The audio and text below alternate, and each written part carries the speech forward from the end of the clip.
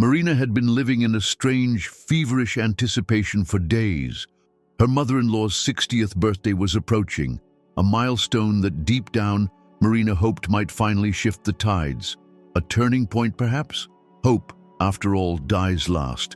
And despite the years of veiled jabs, overt criticisms, and blatant disregard, Marina still clung to the quiet dream that maybe, just maybe, on this one special day, she would finally be seen. Finally be embraced as part of the family. She took it upon herself to plan the entire celebration. No one asked her to.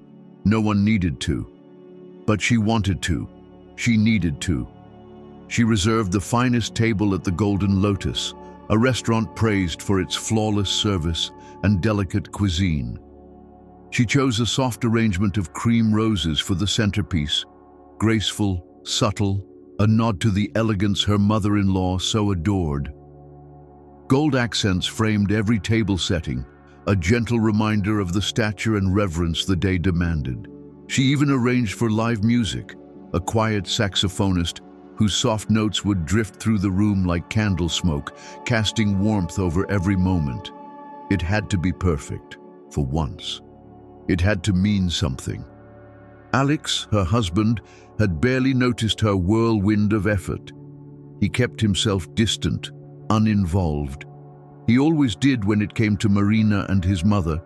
He preferred to stay in the shadows, hoping the tension would smooth itself over. But a birthday like this, a once-in-a-decade occasion, Marina believed it might finally melt the frost in Galina's heart. She dreamed of a sincere thank you, a kind glance, a seat at the table not just in furniture, but in belonging. On the day of the party, Marina arrived at the restaurant an hour early. She wanted to make sure everything was just as she envisioned. She checked the placement of the tables, spoke softly to the musicians, made sure the flowers were fresh and fragrant. She tugged at invisible creases on her dress, a sleek, black sheath she chose for its elegance, for its quiet power. She wanted to look her best. She wanted to feel like she belonged. As she stepped into the open hall of the Golden Lotus, she paused. The restaurant was already alive with motion, and in the corner, near the panoramic window overlooking the evening skyline, she saw them. Galina, her mother-in-law, surrounded by relatives and old friends, laughing, talking, shimmering with comfort and camaraderie. No one looked toward Marina. It was as if she were invisible, a ghost, observing a celebration that was never meant to include her. She took a breath and approached with a gentle smile, hiding the growing ache inside. "Good evening," she said brightly. "I'm so glad you're all here already." Galina turned her head slowly, scanning Marina with that familiar cold expression. "Oh, it's you," she muttered, the corners of her mouth curling into something sharp and sour. Alex stood beside her, gaze downcast, avoiding Marina's eyes. He didn't greet her. He didn't move. He just stood there, quiet, distant, safe behind his mother's shadow. Marina looked around, searching for her place at the table, but every chair had a name card. Every spot had been claimed. "Excuse me?" she asked softly, her voice steady despite the tremble inside. I don't see a seat for me. Maybe we could ask the waiter to bring another chair?" Galina chuckled, the soundbite but laced with venom. "Oh, Marina, you're so tense," she said, loud enough for the nearby guests to hear. "No one was expecting you." The words hit Marina like a slap. A hot flush rose to her cheeks as she stood frozen, her breath caught in her throat. Around her, the air seemed to still. A hush fell, even the clink of cutlery seemed to pause. And then Alex spoke, his voice a hollow echo. "Well, these things happen," he mumbled with a shrug, eyes still averted. "Don't take it personally." In that moment, something in Marina snapped, quietly, silently. She realized this was it. This was who they were. This was who they would always be. No matter how much she tried, No matter how deeply she yearned for acceptance, they would never truly see her. She would always be the outsider, the afterthought, the unwelcome presence. But instead of breaking down or pleading for a place at the table, Marina straightened her shoulders. She lifted her chin. She looked Galina squarely in the eyes. "You're absolutely right," she said with eerie calm. "I don't belong here." She turned and walked away, leaving behind the stunned silence, the whispers, the glances. Outside, she pulled out her phone. Her hands trembled slightly, but her voice was clear when the call connected. "Good evening," she said.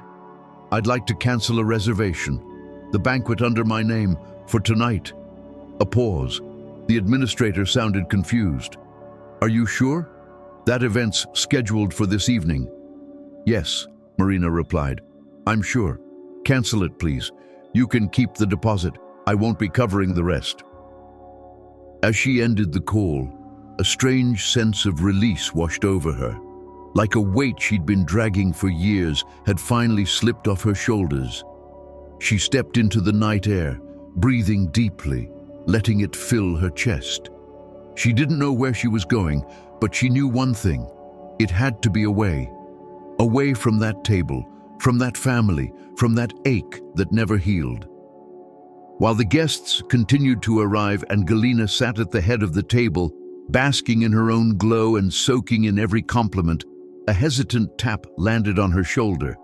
It was the restaurant manager, nervous, professional, his voice a practiced hush. "Mrs. Nichols, I beg your pardon," he began, glancing discreetly around to avoid drawing attention. "We seem to have encountered a slight issue." Galina turned toward him with a withering gaze, her eyes scanning him as though he were a misplaced utensil. "What kind of issue?" she demanded. "Everything is paid, everything is arranged. I hope you're not about to ruin my evening." "Not at all," the manager stammered, tugging at his collar. "It's just that the banquet's been cancelled." Silence fell like a curtain. At first confused, then thick with tension. Even the faint chime of cutlery scraping plates seemed suddenly deafening. Galina blinked. "What do you mean, cancelled? Cancelled by whom? This is a joke, surely." "I'm afraid not," the manager whispered almost apologetically. "The cancellation came directly from the event organizer, Marina." It hit like an explosion. That little brat cancelled my birthday?" Galina's voice rose like a siren, her face flushing crimson. "How dare she?" Her voice now thundered through the dining room, guests twisting in their seats, stunned. Alex, who had been mindlessly poking at his salad, jolted upright, eyes wide. "Mom, calm down. What happened?" "What happened?" Galina screeched. "Your wife just humiliated me in front of everyone. She cancelled my entire banquet." Alex sat in shock, struggling to process it. This wasn't the Marina he knew, the quiet one, the compliant one, the one who tolerated everything in silence. But then again, maybe he'd never really known her at all. Meanwhile, the staff sprang into motion. The musicians stopped playing mid-note, uncertain. Waiters began clearing the table settings, their movements brisk but uneasy. Guests looked at one another in confusion, some already rising from their seats. Chaos unfurled like a slow wave. Galina slammed her hand against the table. "She won't get away with this. Call her, Alex. Now she's going to fix this. I want this fixed." Alex obediently pulled out his phone, fumbling to find her number. Ring, ring, ring. No answer. "She's not picking up," he muttered, panic creeping into his voice. "Keep calling!" Galina barked. "Don't stop until she picks up! This is not over!" But Alex wasn't really listening anymore. His mind had begun to race. Something serious had happened, something he, as always, had chosen not to see. And now the consequences had arrived. At that very moment, Marina was seated in a quiet cafe a few blocks from the restaurant. She cradled a cup of hot chocolate in her hands, watching the world outside blur through the glass. The city moved on. Life moved on. And for the first time in years, she felt like she was moving too. And then the door opened, and in walked someone from her past. Roman. They had gone to university together once. Friends, maybe something more in another life. It had been years, but something about his presence, his calm, his warmth was instantly familiar. "Marina," he said, surprised, a smile breaking across his face. "Wow, is it really you? What a coincidence." She looked up, startled, then smiled. "Roman, I can't believe it. It's been so long." He sat down opposite her without asking, drawn in by the quiet sadness in her eyes. "You okay?" he asked gently. "You look like someone who's had a long day." She hesitated for a moment, then nodded. Something in his gaze made her feel safe, like she could exhale, like she didn't have to pretend. "It's my mother-in-law's birthday today," she began. "I spent weeks planning the whole thing, every detail, and I wasn't even welcome." And so she told him everything. The years of disdain, the birthday party, the final humiliation, and the moment she finally said, "Enough." Roman listened, not interrupting, not judging, just present. When she finished, the silence between them was gentle, not awkward. "Marina," he said finally, "I think you did exactly what you needed to do. You've given them years of your life, your energy, your kindness, and they threw it back in your face. Walking away isn't weakness, it's wisdom." Her eyes welled with tears, but this time they weren't from pain. "Thank you, Roman," she whispered. "I needed to hear that. I've been second-guessing myself for hours. But now I'm starting to feel like I did the right thing." "You did," he said with certainty. "You're strong, and you deserve peace." They ordered another round of hot chocolate and kept talking, about life, about travel, about old dreams they'd almost forgotten. For the first time in years, Marina felt seen, not just tolerated, but truly seen. Then her phone buzzed again. "Alex," she sighed. Maybe it was time to answer. "Hello?" she said. "Where are you?" Alex's voice was sharp, anxious. "Why didn't you answer? You canceled the banquet? Do you have any idea what you've done?" "I do," Marina replied calmly. "I just don't want to be part of your world anymore." "What are you saying?" he snapped. "You're my wife. You're supposed to be by my side." "I'm not your wife anymore, Alex," she said, her voice unwavering. "I'm filing for divorce." And with that, she ended the call. Quietly, with finality. She looked back at Roman and smiled. "Shall we order dessert?" Roman smiled too. "Absolutely." They stayed there for hours, talking, laughing, remembering who they once were, and dreaming of who they could still become. That night, Marina returned home feeling like a different woman, not broken, not afraid, just ready. She curled up on the couch with a cup of herbal tea, one Roman had recommended for calming the nerves, and stared out the window, watching the distant lights flicker across the skyline. For the first time, in what felt like forever, the silence in the apartment didn't suffocate her. It comforted her. Then the door burst open. Alex stormed in, his face red with fury, his footsteps like thunder across the hardwood floor. He slammed the keys onto the table with the force of a verdict. "What the hell did you do?" he shouted. "You ruined everything. My mother's birthday, you completely destroyed it." Marina didn't flinch. She calmly placed her teacup on the coffee table and turned to face him, her eyes clear and steady. "I did what I had to do." "You're insane," Alex spat. "We gave you everything. You were part of this family." She almost laughed, but not because it was funny. "Everything," she repeated softly. "Do you mean the constant judgment? The way your mother talked to me like I was dirt?" The way you stood there today and said nothing again while she humiliated me in front of everyone. If that's everything, Alex, then thank you, but I've had enough." Just then the front door swung open once more, and in flew Galina, her hair disheveled, her breathing heavy, rage practically steaming from her skin. "You!" she roared, charging toward Marina. "You miserable, thankless little girl, you think you can get away with humiliating me like that? You think I'll just let it go?" Marina stood. She didn't step back. She didn't flinch. "I'm not trying to destroy anything," she said quietly. "I'm just done pretending. I don't want to be part of this circus anymore.